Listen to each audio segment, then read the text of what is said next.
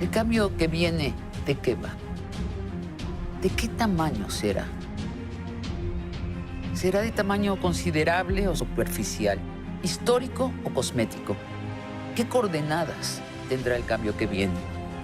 ¿Cuáles serán sus palabras clave, sus ideas clave? ¿Y cuál será su relato conductor?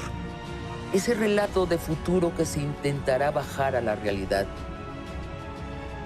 Acompáñenos al interior del cambio que viene.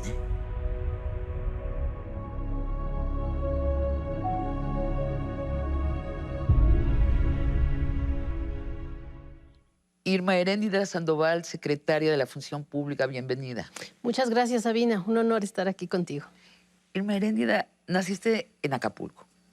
Nací en el puerto más bello del mundo, Acapulco. ¿Y cuándo se mueve tu familia de Acapulco y a dónde se va?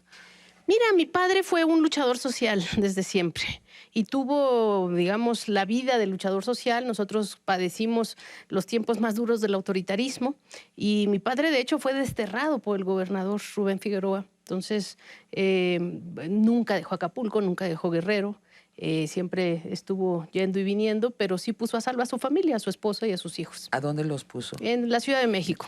Si tu padre, Pablo Sandoval Ramírez, fue líder estudiantil, es esa generación que logró la autonomía de la Universidad de Guerrero y derrocó a un gobernador, a Caballero Aburto. Así es. Luego es líder de la revuelta estudiantil del 1968. Exactamente. Y fue dirigente nacional del Partido Comunista Mexicano cuando supongo que era proscrito el Partido Comunista. Sí, era un partido ilegal. Era ilegal ser de izquierda, ser comunista, ser socialista.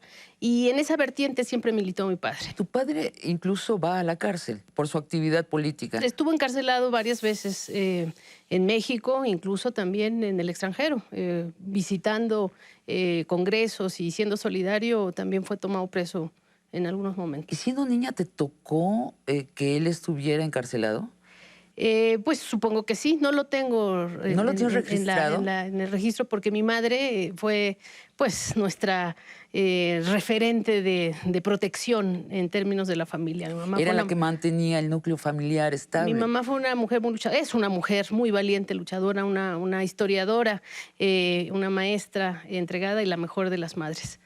También fue dirigente magisterial. Y fue miembro, muy orgullosa de ella estoy yo, de que fue miembro del primer Comité Ejecutivo Democrático de la Sección Novena, en 1989. Ahí ya hay mucha más claridad en mi memoria. ¿Y de qué hablaban? ¿De qué hablaba la familia Sandoval en sus sobremesas? Mi papá y mi mamá fueron un matrimonio que siempre se preocupaba porque tuviéramos referentes de cultura y de historia. Muy leída. Sí, exactamente. Mi padre logró en sus tres hijos condensar sus tres pasiones en términos pues, de disciplinas. Mi padre estudió la carrera de Derecho, es abogado, fue abogado, y mi hermano menor es un abogado exitosísimo, muy entregado a las mejores causas, Netzaí Sandoval. ¿Y Amílcar es? Pablo Amílcar es un economista y sobre todo es un luchador social de primera. Actualmente es el presidente del Congreso del Estado de Guerrero. Fue el primer candidato a gobernador por Morena en Guerrero en los tiempos más ásperos del momento Ayotzinapa, y actualmente futuro delegado del gobierno federal de la Cuarta Transformación y el licenciado Andrés Manuel López Obrador. ¿Y alguna vez dijiste, sabes qué, no, mamá, esto de la izquierda ya no? Me rebelo contra mis padres y a mí el que me gusta es Hayek, el neoliberal, disciplinado. ¿Hubo algún momento que viste esa otra opción?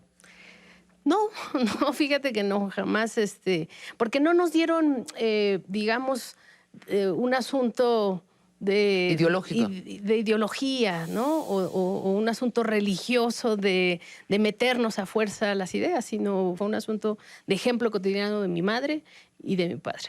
1995, año muy importante en México. Tú siendo muy joven, con otros jóvenes y con otros no tan jóvenes, van a la realidad. Sí. En Chiapas, sí. Territorio del Ejército Zapatista de Liberación Nacional. ¿Qué te cambia ese encuentro con los indígenas del país? Bueno, nos transformó a todos los mexicanos, a todas las mexicanas. Y evidentemente el referente del zapatismo pues movió a este país. Yo creo que fue uno de los momentos más importantes de la transición política, ¿no?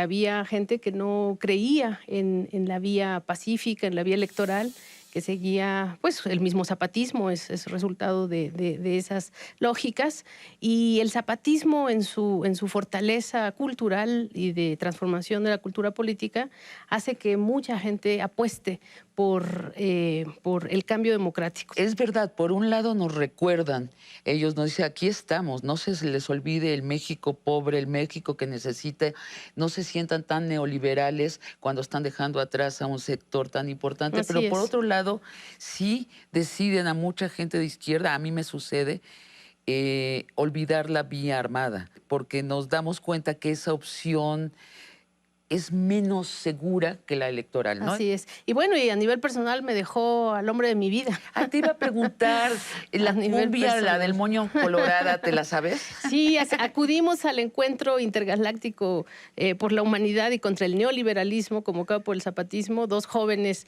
que venían de realidades muy diferentes y de países diferentes. Yo, mi esposo, de Estados Unidos, y yo de la UNAM, ¿no? De la universidad. Ahí nos conocimos y coincidimos en todo. Bueno, pero yo entrevisté a John Ackerman, tu ahora esposo, Así es. y me dijo que fue durante el baile de la del moño colorada que él se enamoró de ti.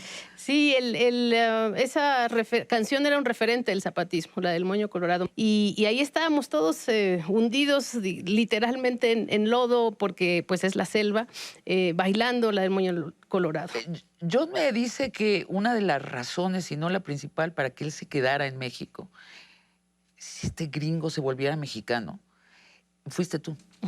Tú, tu familia, la relación con tu padre, con tu madre, el sentirse arropado. Él viene también de padres ilustres, Sí. dos profesores universitarios importantes, y que el anclaje fuiste tú.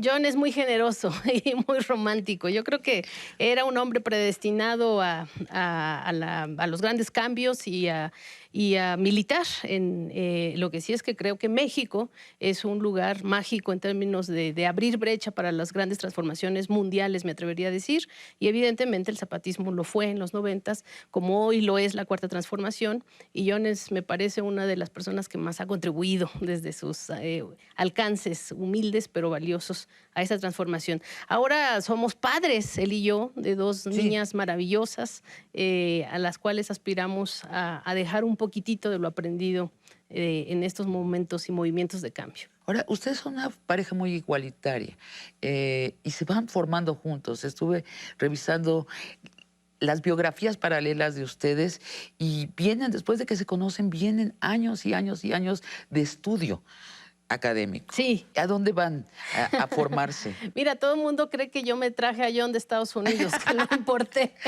pero más bien fue al revés. Yo lo llevé a Estados Unidos. Él no quería volver a Estados Unidos y le dije, oye, vamos a hacer nuestra maestría, nuestro doctorado, una experiencia de investigación en Estados Unidos. Y muy generosamente aceptó porque él estaba comprometido con hacer su carrera acá en México, y estuvimos haciendo nuestro doctorado juntos en la Universidad de California Santa Cruz, que es una universidad pública del sistema de la Universidad de California y una ciudad especial, muy cultural, muy bonita. Y en particular la Universidad de Santa Cruz, fíjate, es la única universidad que no tiene un bulldog o un tigre o una cosa así agresiva como mascota. Tiene un banana slug. ¿Qué es un banana slug? Es como un gusanito de los plátanos. Muy pacíficos, ¿no? Pacífico y generador de vida, ¿no? Entonces es la universidad referente de los estudios ambientales. Así es. De los estudios que están procurando de la siempre multiculturalidad. la multiculturalidad. Ahí es maestra, amiga mía. Yo estoy muy honrada. Fui asistente a sus clases. Angela David,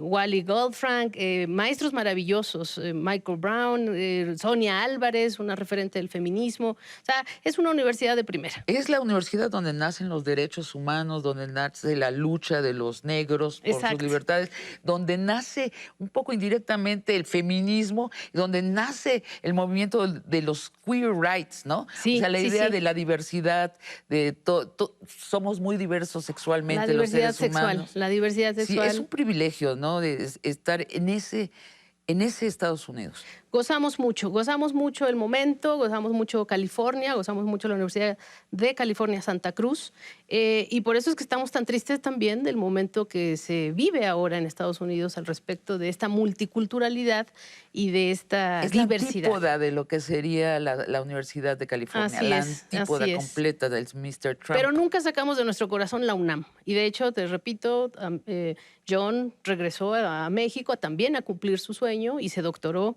en Derecho en la UNAM.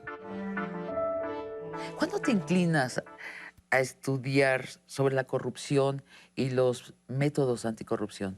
Hice mi doctorado, mi tesis de doctorado, en un estudio histórico comparativo de 3 momentos de la banca en México. La nacionalización bancaria, la privatización bancaria y lo que llamé la fusión de las dos, la nacionalización privatizante de la banca, que fue el rescate bancario. Ahora hice un estudio que complementa este ciclo con la extranjerización de facto de nuestro sistema de crédito y de pagos, que es la banca. Y ahí, al analizar detalladamente, al explorar qué ha pasado históricamente en nuestro país, en esta supuesta desregulación que lleva a más regulación a veces y que finalmente también genera escándalos al respecto del FOAPROA, el salvamento bancario, todas estas cuestiones más estructurales del desarrollo económico, es que me di cuenta que la corrupción tendría que ser entendida, abordada desde un aspecto estructural y no nada más en la superficie de los fenómenos, en la mordida, en la coima, sino ver qué son los fenómenos que la incentivan como práctica económica y como práctica incluso. A ver si te estoy entendiendo bien.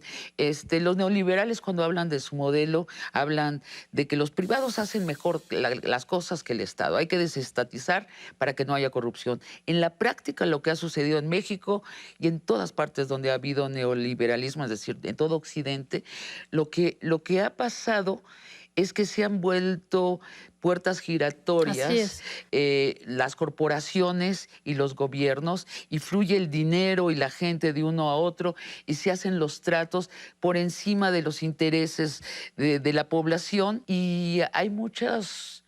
¿Cómo diría? Gratificaciones. ¿Cuál es el eufemismo para las coimas, para los sobornos? Sí, hay muchos regalos. Muchos premios. Entre políticos y CEOs de las corporaciones. Así es. La cuestión es entender el neoliberalismo como un proyecto político y contestarle a aquellos que, digamos, adoran al mercado y que señalan que este es un proyecto económico. Yo digo, no es un proyecto económico, es sobre todo un proyecto político con implicaciones económicas y no el proyecto económico con implicaciones políticas que nos quieren vender ellos. Y el rescate bancario, por ejemplo, o la evolución financiera de nuestro país, así lo demuestra. Como a veces cuando se necesita regular y hacer que el Estado intervenga, se hace sin ninguna duda de la ideología promercado. Se pone al Estado a participar, a ser activo, a salvar ciertos intereses, y cuando se necesita desregular y que el Estado parezca en fuga, también se incita a lo mismo. Los intereses de los más ricos. Exacto, pero ahí lo que está en el centro y lo que tenemos que entender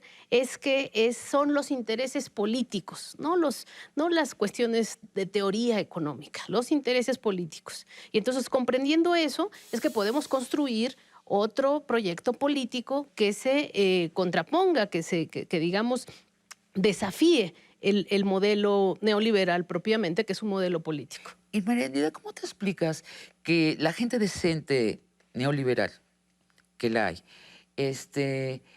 en su comprensión del momento histórico que estamos viviendo en México, no entra el tema de la corrupción o lo abordan como un detalle del sistema, cuando en desierto fue el pivote central? Alrededor de la corrupción, yo ya estoy afirmando esto, tú me corregirás, tú eres la experta, gira mucho el modelo.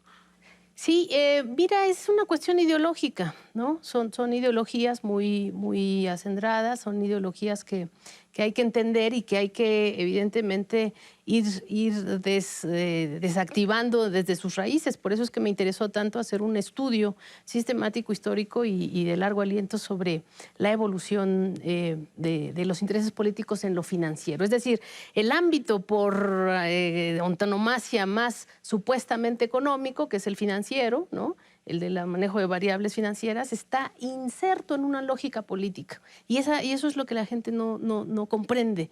Y por ello es que también es tan relevante que un actor político esencial como el presidente actual, hoy electo ya, el licenciado Andrés Manuel López Obrador, tenga esta claridad de que son los intereses políticos los que hay que, digamos, convencer, hay que no combatir, sino entender que por encima de los intereses muy válidos políticos de ciertos grupos o de ciertas personas están los intereses políticos también, pero de la comunidad, el interés público, el interés nacional. Y luego te vas a estudiar métodos anticorrupción. ¿Es correcto? Así es, como investigadora de tiempo completo del Instituto de Investigaciones Sociales, que es mi casa, y donde he trabajado en los últimos 20 años ya, casi, fundamos un laboratorio de documentación y análisis de la corrupción y la transparencia, donde evidentemente sí estudiamos y trabajamos y nos concentramos en las diversas políticas sectoriales que se han establecido en el distintos mundo, países sobre del todo. mundo. Sí, exacto, ¿En dónde mundo. combaten bien la corrupción? O más bien, ¿dónde ya la desecharon? ¿Dónde Bueno, sí? Fíjate, Dinamarca, los países nórdicos, Noruega, etcétera, siempre son los que ocupan los mejores lugares en estos índices internacionales de percepción. ¿Qué hacen bien? Y lo que yo digo, y ellos mismos lo dicen en los encuentros internacionales a los que hemos asistido en esos mismos países, es que ellos están muy conscientes de que hay corrupción también. Y se sienten muy rebasados por la corrupción. Incluso, de hecho, es muy interesante cómo en esos países sí se han puesto castigos, se han metido a la cárcel a los propios banqueros. Ha habido países que se han declarado incluso en bancarrota, de esos países limpios en la percepción internacional de la corrupción. Entonces, la corrupción evidentemente pues es un mal muy complejo a nivel internacional, pero efectivamente nosotros tenemos una deshonra muy grande, que es estar a niveles con potencial de nivel de desarrollo muy elevado, es decir, somos un país, me parece, potencia, un país con recursos, un país con recursos humanos, un país con petróleo, un país con recursos, y estamos en niveles de percepción de la corrupción y de victimización de la corrupción de países muy, como muy Egipto poco, estamos. muy poco, no, y además con países que no tienen, digamos, la cantidad de recursos para desarrollarse como potencia. ¿Y tú crees qué tan importante es económicamente la corrupción? Ha habido una discusión larga en México al respecto. ¿Cuál es tu opinión informada, pues, de esto? ¿Qué tanto daño nos hace la corrupción? No, pues económicamente es un daño terrible, no nos deja precisamente desarrollarnos, pero yo soy cuidadosa en decir que hay una correlación de desarrollo y corrupción.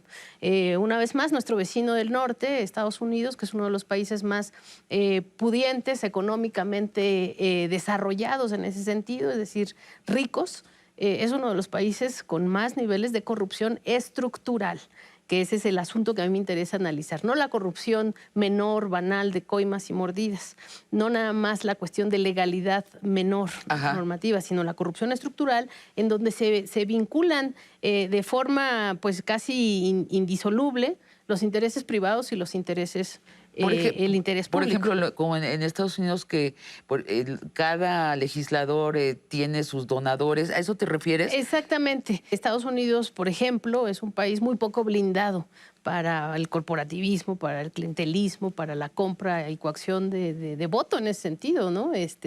Allá además, pues los senadores pues son casi eternos y lamentablemente la lógica del sistema político norteamericano los mete mucho a trabajar la mitad del tiempo o quizás hasta más parte de su tiempo como legisladores en recolección de fondos y de dinero y tienen y de dólares, son sus dueños, que son los que le van a posibilitar la reelección. Hablemos de lo que va a pasar estos 6 años en la función pública. En el documento ¿Cómo combatiremos la corrupción? Hablas de 5 líneas estratégicas de acción. ¿Las puedes enunciar? Sí, la más importante para mí, desde mi punto de vista, es la ciudadanización del combate a la corrupción. Ahí hemos apostado por cumplir con esta deuda histórica que tenemos como Estado mexicano, que es no se ha cumplido con la normativa que protege los derechos de los denunciantes que desde adentro alertan sobre posibles casos de corrupción. Entonces, los whistleblowers, los denunciantes alertadores de la corrupción que están dentro de las instituciones públicas o privadas. Entonces, ese es el principal, la ciudadanización, los whistleblowers. La segunda es una línea que tiene que ver con la democratización de las tecnologías, porque yo digo que pues, no nos sirve de nada tener tecnologías si están sin alcance a la sociedad, o no nos sirve de nada ser un gobierno democrático, corrupto electrónicamente. Necesitamos democratizar las tecnologías. El tercer elemento tiene que ver con la profesionalización de los burócratas, de los servidores públicos. Son los principales demandantes de elementos y por lo tanto, de un sistema verdadero de evaluación y profesional de carrera, que los evalúe con méritos y que no los limite, digamos, con castigos políticos o con castigos por militancias. Y ahí en este tema del servicio civil y profesional de carrera que queremos realmente reactivar, queremos darle mucho la perspectiva de género, por cierto. Entonces ahí esto se vincula con el quinto eje transversal de nuestras políticas anticorrupción, que será enfatizar mucho en las auditorías de desempeño. Vamos a ponerle un gran acento a, evidentemente, cumplir con auditorías de normatividad, de las auditorías financieras, pero poner mucho énfasis en el cumplimiento de objetivos, en el cumplimiento de los planes de desarrollo. Entonces, la auditoría de desempeño tiene que ver con el nuevo relanzamiento que vamos a hacer de la Secretaría de la Función Pública, y en el desempeño queremos poner acento en especial al género. Entonces, evaluaciones o auditorías de desempeño con perspectiva de género para ver qué tanto, digamos, las mujeres están siendo evaluadas en el mismo nivel, con justicia, con equidad. Cada peso público, te estoy citando, será completamente vigilado a través de procesos de compras monitoreadas en tiempo real. ¿Existe la tecnología instalada para que la Secretaría de Función Pública haga esto? Sí, sí existe. Sí existe ahora ya. que estamos en la interacción con la actual todavía secretaria de la Función Pública, nos hemos dado cuenta que hay un gran potencial para reorientar esta tecnología al servicio de los ciudadanos. Ese es el eje que te señalaba de la democratización verdadera de las tecnologías, para que las comunidades, para que las universidades, para que los ciudadanos tengan acceso a las mismas. Así como hay un canal del Congreso, un canal legislativo, podemos hacer un canal de las compras del Estado. El canal de las compras, ¿qué te parece? Me parece realmente subversivo, ¿eh?